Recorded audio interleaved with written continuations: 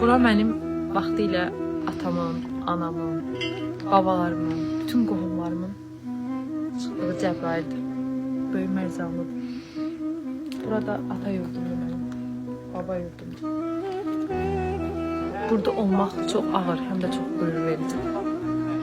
Prezidentimizin səy nəticəsində, onun siyasət nəticəsində, şəhidlərimizin sayəsində, qazilərimizin sayəsində biz bugün buradayıq.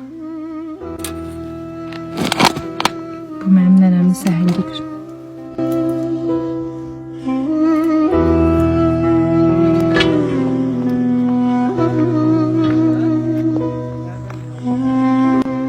İl sonra nənəmin ev eşyaları.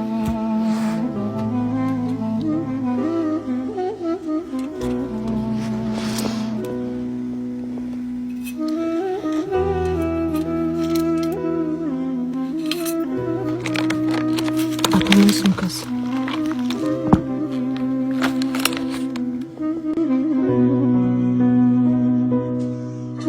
Babam gelip evinden tutuşum.